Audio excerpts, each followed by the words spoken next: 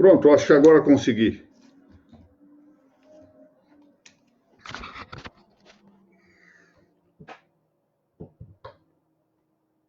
Parece que sim. Parece que sim. Peço que me comuniquem se efetivamente estão conseguindo receber a imagem e o som.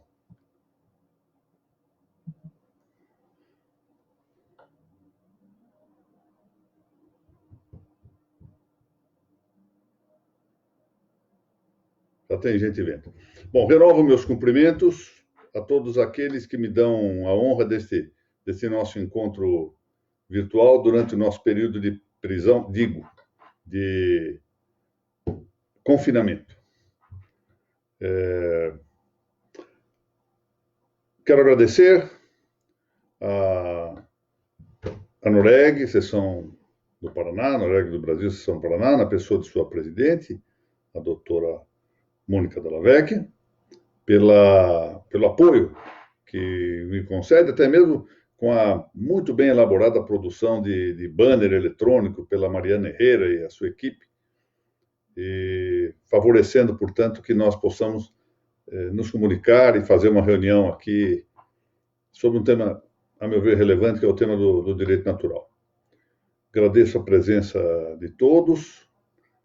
Quero já de logo cumprimentar, antes de voltar à aula, a doutora Fabiana Zamprunha Martins, minha estimadíssima doutora Liliana Bittencourt, grande magistrada e professora no estado de Goiás, doutor Leonardo Faccioni, que é, ademais de um intelectual, um literato, meu estimado amigo Hilário Lula, devoto de São Charbel, doutora Mônica, que eu já tive a oportunidade de saudar, o estimado Fausto Mota, o doutor João Paulo Silveira dos Santos e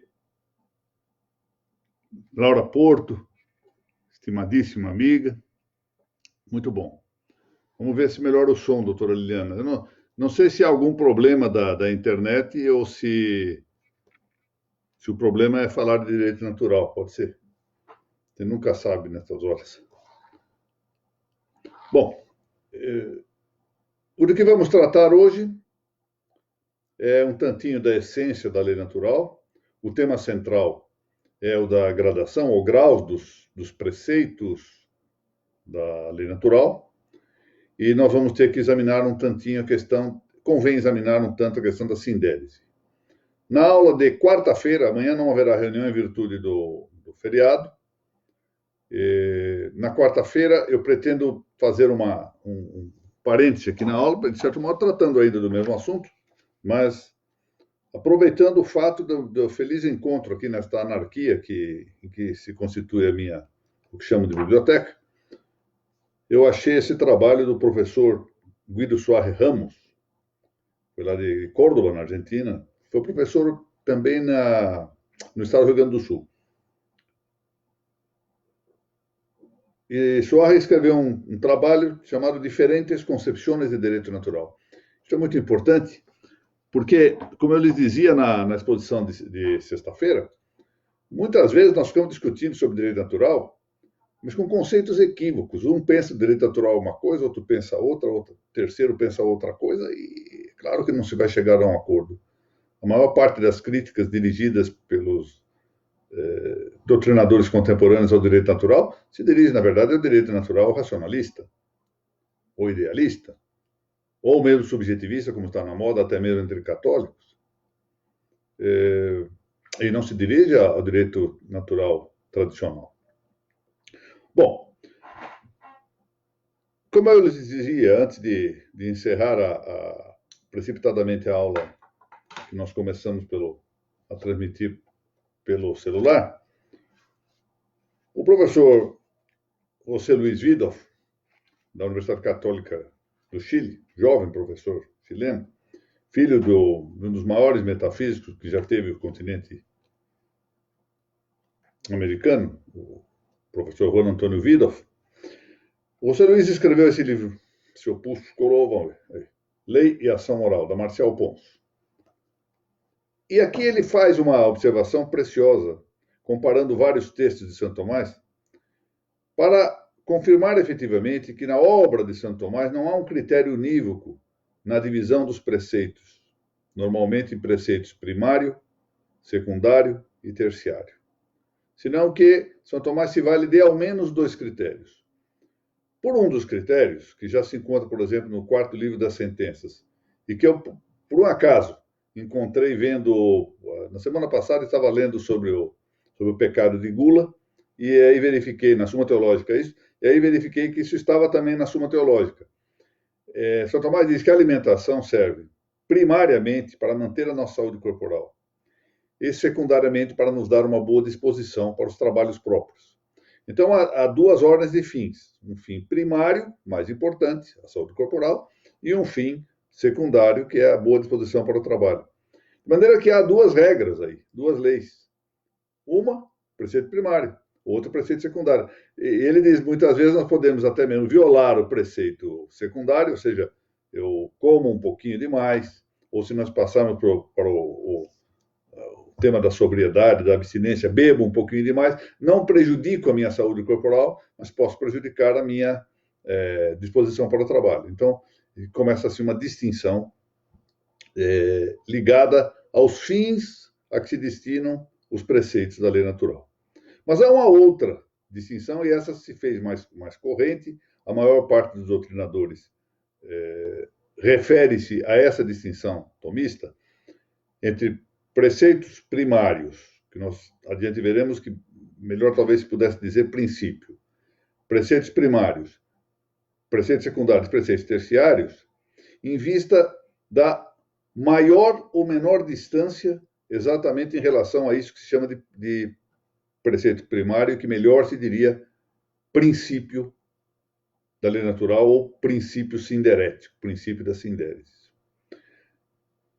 Eu não me lembro de nenhum texto escrito pelo Dr. José Pedro acerca do que vou falar-lhes agora. Mas sempre tive,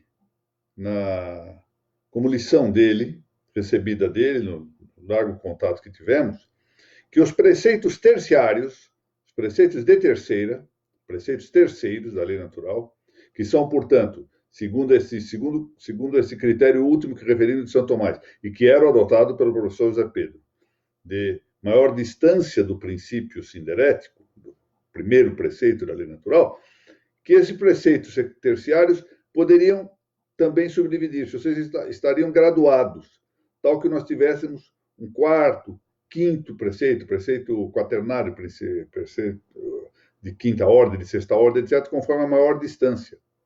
Então, por isso, nós podemos entender que certas condutas são mais distantes do primeiro princípio, e por isso mesmo, ao longo da história, nós tivemos mais dificuldades de verificar que essas condutas infringiam a lei natural. Esse é o primeiro aspecto a considerar. Por exemplo, consideramos aqui a escravidão. Não é possível imaginar que Aristóteles convivesse bem com a ideia de escravidão. É evidente que Aristóteles estava meditando sobre o assunto, mas não, faltava a clareza que viria séculos depois acerca dessa matéria, e não era de inferência imediata em relação ao primeiro princípio. A mesma coisa, por exemplo, se passa em relação ao aborto. Por mais que é evidente que o aborto seja um crime nefando, refiro-me ao aborto direto, ele não tem a mesma claridade que se encontra, por exemplo, na norma não matar.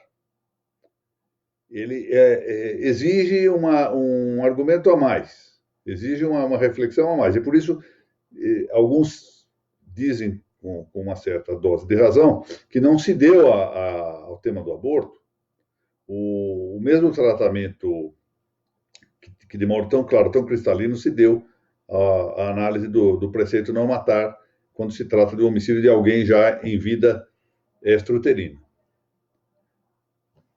E haveria outras coisas, mas a discussão sobre o duelo, se o duelo ofende ou não a lei natural. Mais ainda, olha, que mais distante de tudo, a discussão sobre as touradas, que os teólogos franceses dizem levar à prática de pecado mortal, e os teólogos, muitos dos teólogos antigos espanhóis diziam que não havia nenhum ilícito nisso. São discussões que não estão tão próximas do primeiro princípio a ponto de que nós possamos, com facilidade, chegar a uma conclusão. Um tanto mais complexo discutir sobre se a tourada é ou não violadora da lei natural, do que, evidentemente, discutir que o aborto ou discutir, mais ainda, que o falso testemunho ofende a lei natural. São graus. E a inteligência vai tendo uma iluminação distinta em relação a cada uma dessas questões. Hoje em dia, por exemplo, está na moda, em virtude do nosso sistema de quarentena, o problema da resistência a estes atos. Se isto fere ou não a lei natural. O problema de obediência à autoridade ou não obediência à autoridade, se está diante de um caso que justifica ou não, são temas que envolvem discussões de preceitos que podem estar conformes ou em violação da lei natural, conformes à lei natural ou em violação dela, mas que preceitos que dependerão de uma argumentação, de um discurso prático muito mais complexo do que um discurso, por exemplo, para extrair um preceito secundário, como parece que é, embora jamais um tanto perifericamente, mas o preceito do aborto. O aborto é um preceito secundário da lei natural.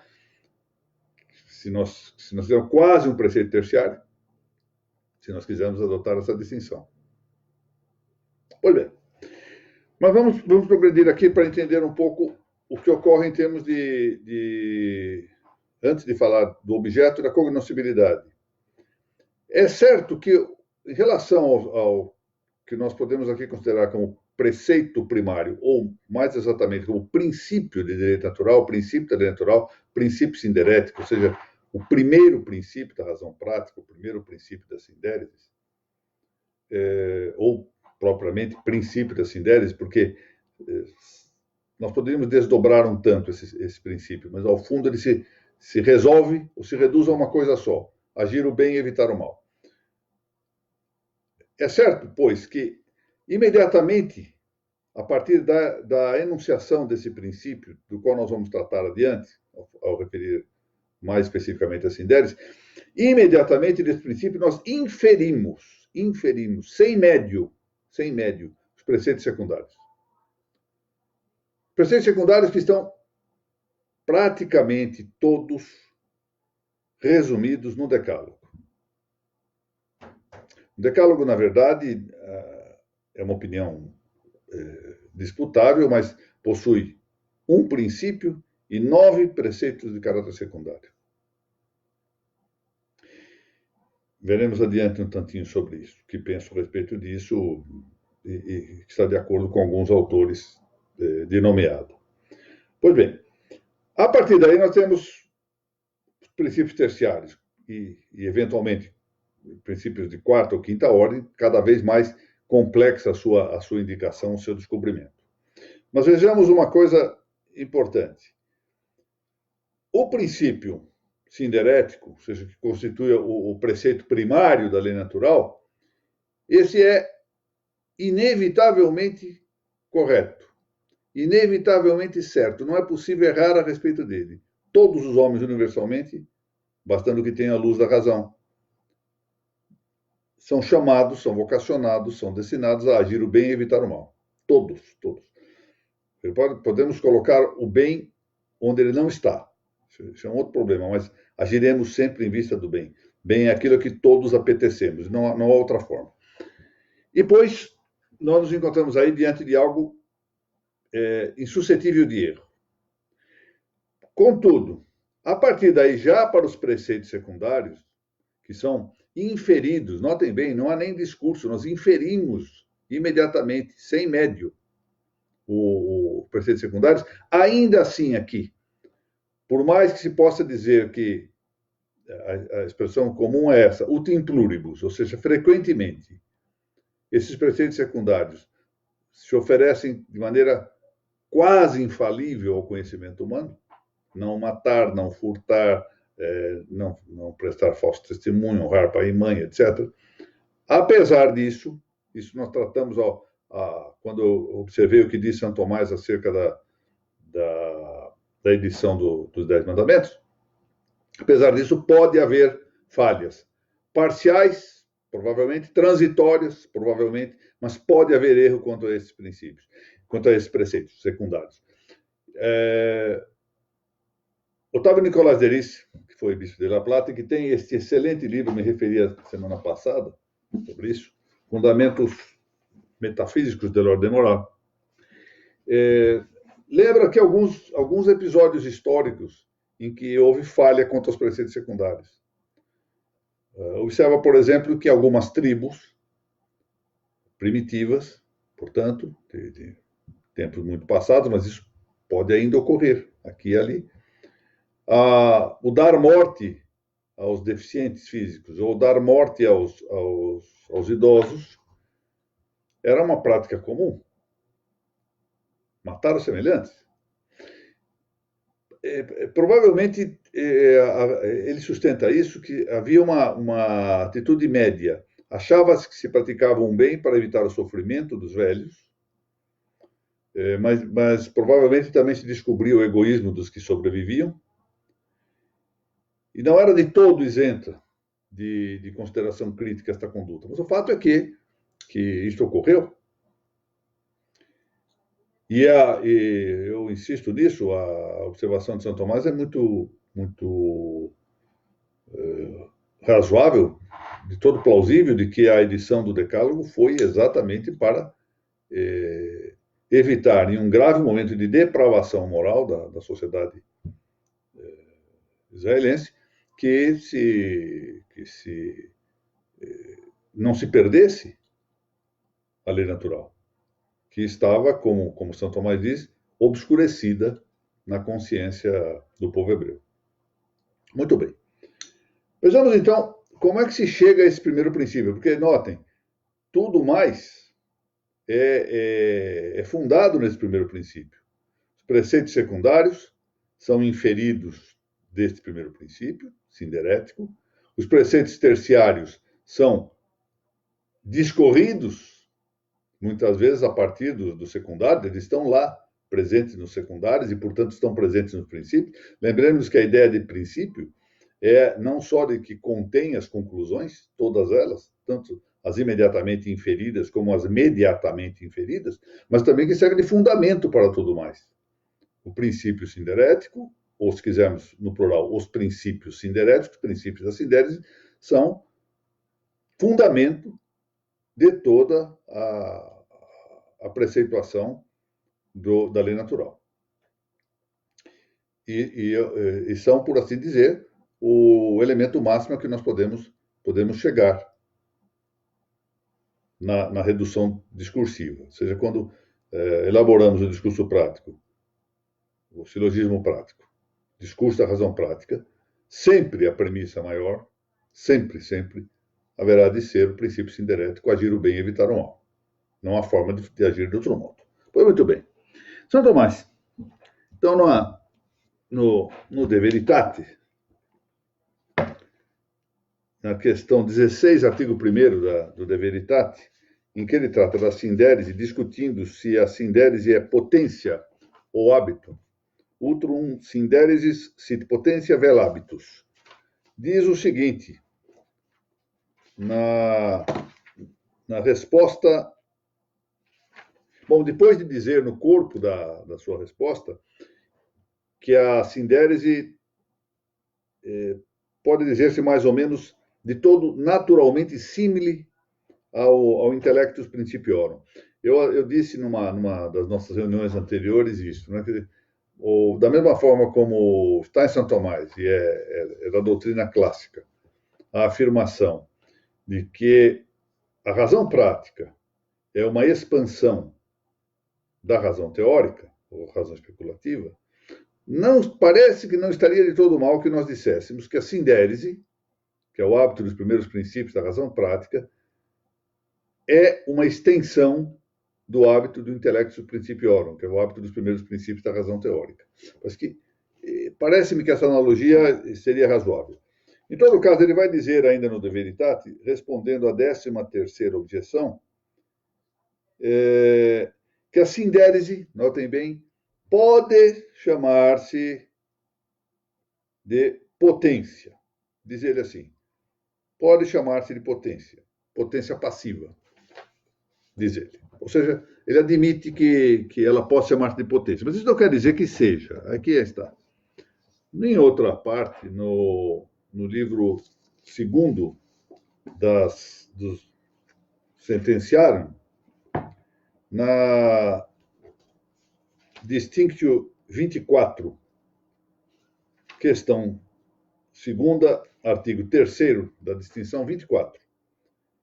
Novamente ele vai discutir aqui exatamente o que discutiu lá, se a sindérese é hábito ou potências. Utrum sindéresis, sit habitus vel potência. Vai dizer-nos o seguinte, que no sede contra, a potência racional sempre pode levar ao oposto, ou seja, ela pode levar à escolha, a algo positivo ou negativo, por exemplo. A admissão ou disposição de algo. Diz ele, a sindérese não pode mais do que se determinar para o uno, ou seja, ela leva obrigatoriamente a uma solução, agir o bem e evitar o mal. De maneira que, diz ele, quod nunquam errat, não é passível de erro. E por isso conclui, logo, não é potência, mas hábito, é um hábito da potência. E adiante vai dizer-nos isto, que é o que importa aqui para a nossa consideração sequencial. Que a sindérese é um hábito, atenção para isso, quod amodo inatus mente nostra ex ipso lumine intellectus agentes. O que quer dizer isso? Notem, a sindérese é um hábito de algum modo, quod amodo, de algum modo, inato no nosso intelecto. De algum modo, inato. Mas vejam, vamos ver o que é esse quod amodo. Essa matéria foi tratada tanto, entre outros autores, por Dom Otávio Nicolás Derice. Eu vou ler depois a passagem dele aqui. Mas antes dele, de maneira muito interessante, uma contribuição notável do professor Alexandre Correia. Alexandre Correia, num opúsculo chamado Concepção Tomista do Direito Natural, que é uma separata da revista da Universidade Católica de São Paulo, do ano de 1972. Ele vai dizer o seguinte, como nenhum hábito é inato, também não o é a sindérese. Não há hábitos inatos, como não há ideias inatas. A aquisição de todos os nossos conhecimentos está subordinada ao princípio inconteste de psicologia. Nihil est in intellectu quod non prius in sensu. Ou seja, nada há no intelecto, salvo o próprio intelecto, que antes não tenha passado pelos órgãos dos sentidos. E assim como na ordem especulativa, um princípio evidente, por exemplo, o todo é maior que uma das partes, é condicionado pela experiência, de onde aurimos as noções de todo e de parte, assim, ao formularmos o princípio básico da ordem prática, é da experiência que nos vêm as ideias de bem e de mal. Interessante. Portanto, diz ele, a sindérese não é um hábito inato, mas é um hábito adquirido. Bom, mas como, então, chegar a esse resultado universal da sindérese? Isso nos dirá Derice de maneira muito interessante. Nós dissemos, a lei natural está in mentibus hominum, ou seja, nas mentes dos homens. Ou então, se quisermos a outra expressão, in cordibus hominum, ou in corde hominum, no coração do homem, ou nos corações dos homens. Isso nos dá a ideia de que ela poderia estar ali de maneira infusa. Mas vejam o que diz a esse propósito Otávio Nicolás Derice. Para comunicar-nos sua lei, lembremos-nos que a lei natural tinha de ser promulgada, ela precisa ser comunicada. Para comunicar-nos sua lei, Deus não necessitou infundir-nos diretamente em nosso entendimento os primeiros princípios da lei natural. Assim como tampouco teve necessidade de infundir-nos os primeiros princípios de nosso entendimento especulativo para o exercício de nossa atividade mental. O homem não tem ideias inatas, ele as adquire todas por sua inteligência, mediante os sentidos. Esta lei diogênica é universal, vale tanto para o plano dos conhecimentos especulativos, para como o dos conhecimentos práticos.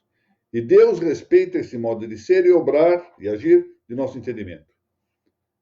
De maneira que o que ele nos dá é uma natural disposição para descobrir no seio mesmo das coisas, ou seja, contemplando a realidade, descobrirmos não só o primeiro princípio da razão especulativa, ou seja, especialmente o princípio da não contradição, ou o princípio do contraditório, uma coisa não pode ser e deixar de ser ao mesmo tempo sob o mesmo aspecto, mas também o primeiro princípio da razão prática, que nós temos que sempre agir o bem. E aqui entra um tema interessante para nós considerarmos. Eu dizia há pouco que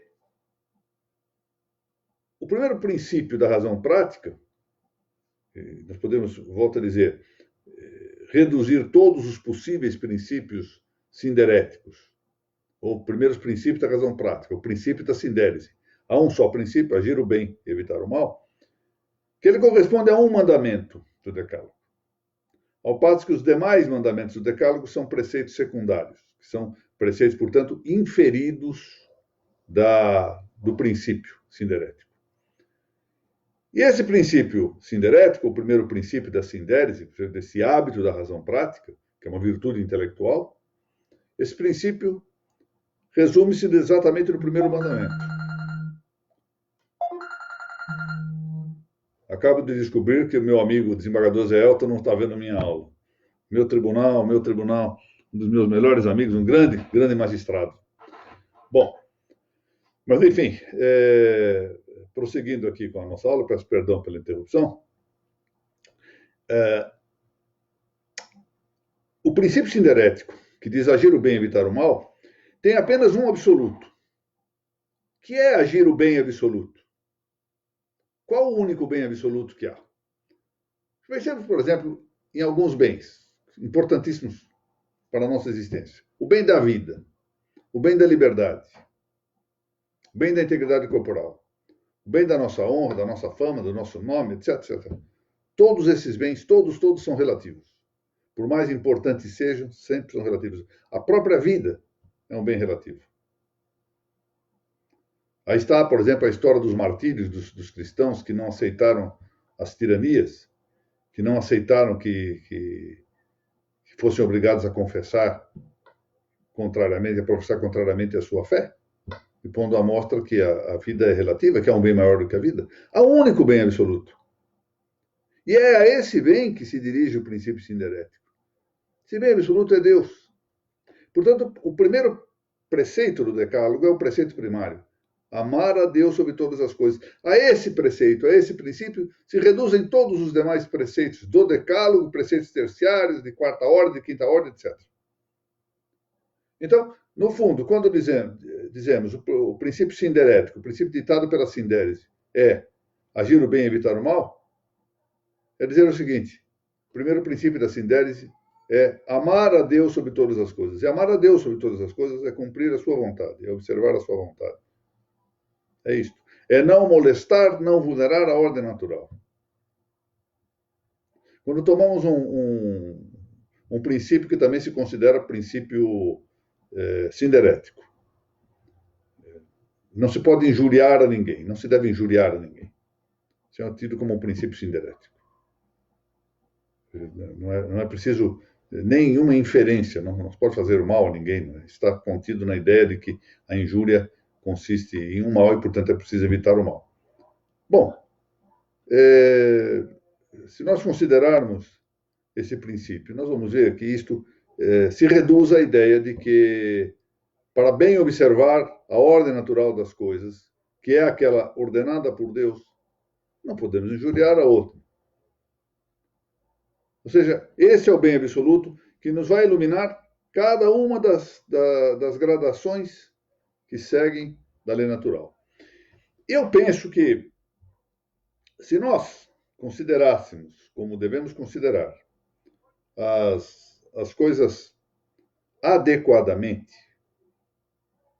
observada a sua hierarquia corretamente, nós teríamos a possibilidade efetivamente de encadear todas as nossas condutas, hierarquizá-las, desde a nossa vida pessoal, passando pela vida social, política, etc., dentro da mesma ideia, olha, da mesma ideia de pirâmide normativa que foi indicada por este tão combatido e com razão combatido jurista contemporâneo, que foi Hans Kelsen. E eu trouxe a propósito aqui, para terminarmos essa nossa reunião, um trabalhinho muito interessante de um grande professor argentino, professor da Faculdade da Universidade Católica de Buenos Aires, foi também magistrado na Argentina, Juan Alfredo Casalbon. Ele tem um livrinho chamado El Conhecimento Jurídico. Livrinho, modo de falar, porque o tamanho é pequeno, que é uma obra excelente. E ele, então, distingue aqui, eu vou mostrar, depois eu leio aqui, duas pirâmides. Estão vendo as pirâmides? Primeiro aqui da esquerda é a pirâmide keuseniana. Então, tem lá no topo a hipótese da ciência do direito, hipótese fundamental, em seguida as constituições anteriores, depois a Constituição vigente, as leis ordinárias, as sentenças judiciais e as decisões administrativas. Então, tem toda a pirâmide. Desde o ápice, que é a hipótese fundamental, que é uma hipótese, ou seja, a de obediência ao legislador originário, isso é uma hipótese, mera hipótese, construída no ar, abstratamente, genericamente, como ficção. É uma ficção. Até chegar às decisões administrativas. E, naturalmente, em nossos tempos, nós temos que pensar se a Constituição vale mais do que decreto. Né? Isso é outra história. E, sobretudo, se vale mais do que sentença judicial. Ou normas de serviço. Isso é discutível. Mas, enfim, na pirâmide keuseniana é deste modo. Hipótese fundamental, constituições anteriores, constituição vigente, leis, sentenças judiciais e decisões administrativas. Mas olha a pirâmide tomista, que nos indica Casalbon. Lei eterna em Deus, lei natural, Constituição, leis, sentenças judiciais e decisões administrativas. Tal que tudo se amarra. Ou seja, desde a base de decisões administrativas, que devem observância às leis, à Constituição de cada país, que não é essa Constituição inventada aí pela Revolução Francesa e pelo Iluminismo. Aristóteles já havia tratado de centenas de constituições no seu tempo. Toda sociedade tem uma constituição.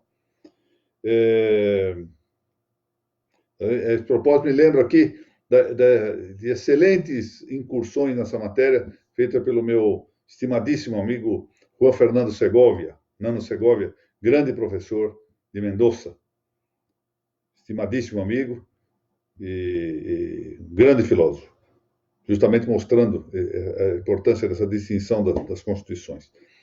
Acima da Constituição está a lei natural. E acima da lei natural, a lei eterna. Aqui nós temos uma pirâmide, efetivamente. E uma pirâmide que tem uma fundamentação última real. Não hipotética, não imaginária, não abstrata. Pois bem, então vamos aqui deter-nos nessas considerações. Esses temas são arriscados de ser objeto assim, de palestras feitas sem texto básico para ler. Porque é muito possível que ao longo praticamente inviável que ao longo aí de meia hora, 35 minutos de palestra livre, não se cometa algum escorregão em matéria de linguagem, né, de língua, portanto, e até mesmo de conceito. Usa-se mal uma expressão, usa-se um pouco impropriamente, as ideias às vezes se acumulam. Então, eu quero deixar sempre a possibilidade em aberto de que amanhã depois eu retifique um ou outro ponto de alguma imprecisão da minha manifestação.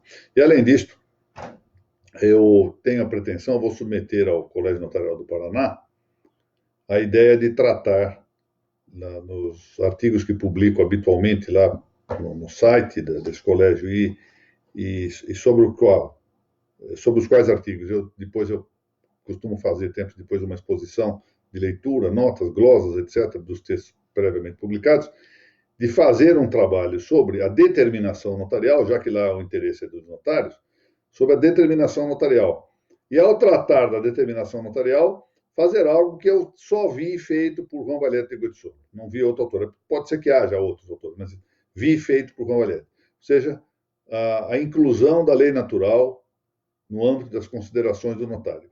Se o colégio notarial concordar com essa minha série, então eu vou escrever, e aí então eu comento sobre textos já previamente elaborados. É possível que haja menos escorregadelas, menos equívocos, dos quais, em todo caso, peço escusas, porque são praticamente inevitáveis, não há forma. Bom, vamos agradecer aqui. Zé Roberto, meu grande amigo, grande magistrado de São Paulo, uma autoridade intelectual e moral aqui do nosso estado, muito obrigado. Doutor Adenilson Trente Júnior, minhas saudações. Doutor Fausto Mota, já saudei. Doutor Elton Silva, boa tarde. Thaís Castelo Branco, grande registradora de Trairi, minha amiga pessoal, e um braço direito aqui nas nossas realizações. Não for o trabalho dela, a atenção dela comigo, nós não teríamos uma página para a divulgação dessas ideias. Então, agradeço. Doutor Eduardo Amadei, doutor Joel Lawande, muito boa tarde. Doutor Lucas Soares, grande registrador, e cabeça muito preparada. Thaís Camati, a moça do Paraíso das Águas, minha estimada amiga. Doutora Milena Tim, doutora Paula Cassim, que participou de um livro muito importante, sobre o uso capião, que está na gráfica. Agora vamos esperar que saiamos dessa situação toda hora eu falo prisão domiciliar. Não é prisão domiciliar, é quarentena, né? Tenhamos as nossas liberdades recuperadas, e aí vamos tratar de publicar esse livro. Doutora Silva Larissa, agora lá pelo Ceará. Seja bem-vinda. Doutor Alessandro Feitosa Rezende, estimada Laura Porto, acho que já cumprimentei a todos. A doutora Cátia Jonas Dias também aqui está, doutor João Paulo Silveira dos Santos, que eu também não havia saudado, doutora Cátia que me acompanha lá nas frustradas, nesse momento frustradas aulas de pós-graduação lá na Faculdade de Guarulhos, né, na área de registro, mas vamos voltar para lá. Doutora Lohane Matusevski, minhas saudações. Doutor Rodrigo Figueiredo, também meus cumprimentos. Doutor Francisco Morena Araçatuba, doutor Marcos de Brito, doutor Leonardo Quintanilha. Muito obrigado, muito obrigado. Bom, doutor Marcos, claro, essas transcrições podem ser feitas, mas eu não gostaria, sou franco em dizer, que elas fossem publicadas sem que houvesse uma revisão. Antigamente se fazia muito isso nas faculdades, né? Fazia as tais apostilas, que há um tempo era chamada também de apostilhas. O doutor Zé Pedro falava apostilhas, porque o tempo dele se pronunciava com LH. E nós falamos apostilas. O problema é que o próprio doutor Zé Pedro dizia uma coisa que eu aprendi, que a gente fala, não escreve. Ou seja, não dá para ler textos com fluência do jeito que a gente fala. E, por outro lado, também a leitura de textos secos, sem as expressões correspondentes, não fica muito bem. De toda sorte, se quiser fazer isso e mandar-me, eu posso rever. Mas, volto a dizer, a minha pretensão, salvo se o Colégio Notarial do Paraná não o quiser, é repetir estas aulas, embora voltadas para o campo do direito notarial. Mas essa volta é uma especificação. Não.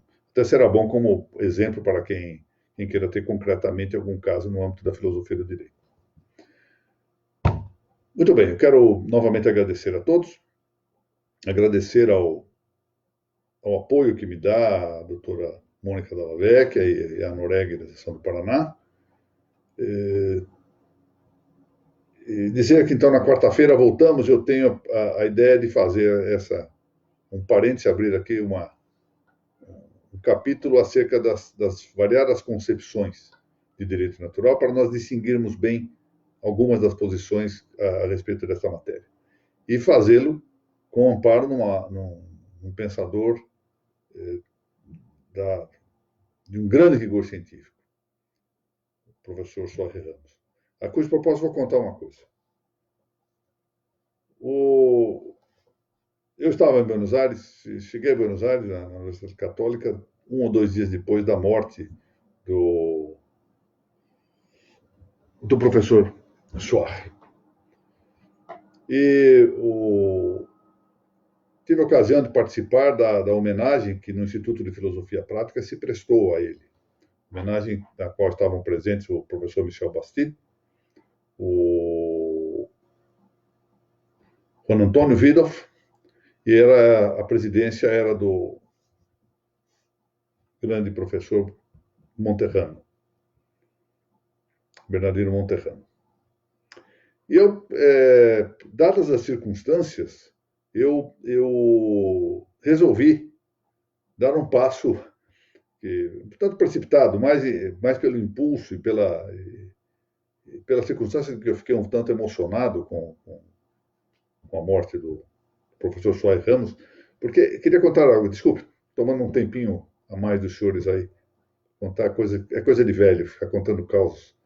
Mas quando eu comecei a ir a Buenos Aires para participar levado pelas mãos do Dr. Zé Pedro, participar de algumas sessões da área de filosofia, congressos, etc., era evidente que eu era muito jovem, eu me sentia, obviamente, acanhado, via bem de perto as dificuldades que mantenho até hoje, as insuficiências que reconheço até hoje, mas que naquele tempo talvez não, com certeza eram maiores. E o professor Soares Ramos foi quem melhor me tratou nessas reuniões. Sempre procurava conversar comigo, arriscava um pouquinho de falar português comigo, porque havia dado aula no Rio Grande do Sul, como eu disse. E o fato é que eu me afeiçoei. A morte dele eu senti um bocado, então procurei um departamento da faculdade. Eu sabia que ele tinha deixado na Faculdade Católica de Buenos Aires. Naquela altura eu lecionava lá na pós na área de Direito Penal. Eu tinha um certo contato, então eu consegui procurar uma professora e disse a ela era a detentora, note-se bem, e deve ser até hoje, a detentora de todas as obras do professor Soares Ramos. Eu disse a ela que nós devíamos fazer um esforço e publicar, eventualmente até com uma tradução para o português, publicar em espanhol e português, se fosse o caso, ou pelo menos em espanhol, mas que nós fizéssemos uma ação conjunta para divulgar essa obra também no Brasil. E aí eu soube de algo que, em certo sentido, me deixou desencantado, mas, de outra parte, me mostrou a honradez desse homem e o nível intelectual que tinha o Guido Soares Ramos. Ela disse, não podemos publicar, porque ele se recusava a ter a sua obra publicada. Era com muito custo que nós conseguimos publicar alguma coisa dele. Ele dizia que nunca estava à altura dos grandes mestres para publicar alguma coisa. Os senhores verão na aula de quarta-feira, aqueles que derem aqui o gosto, e se eu tiver boas condições de fazer um resumo, a importância, a profundidade desse pensador, a quem uma boa parte da filosofia argentina deve muitíssimo, deve muitíssimo. Então, vamos ver se na quarta-feira nos reunimos para tratar disso, ou seja, os vários conceitos, ou alguns dos vários conceitos de direito natural, segundo as lições de Guido Soares Ramos. Dr. Isaac Padilha, muito obrigado. Dr. Cláudio Renato, obrigado. Muito obrigado a todos. E nos vemos, se Deus quiser, na quarta-feira. Olha, agora não quer encerrar o evento, né? É interessante. Isso aqui foi terrível. No início não queria começar, agora não quer encerrar.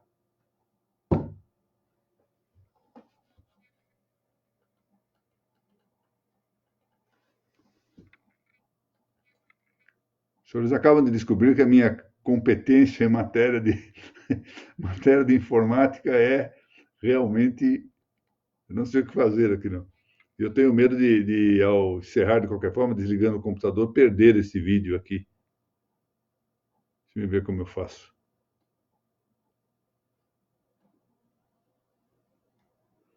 É fácil rir, doutora Mônica.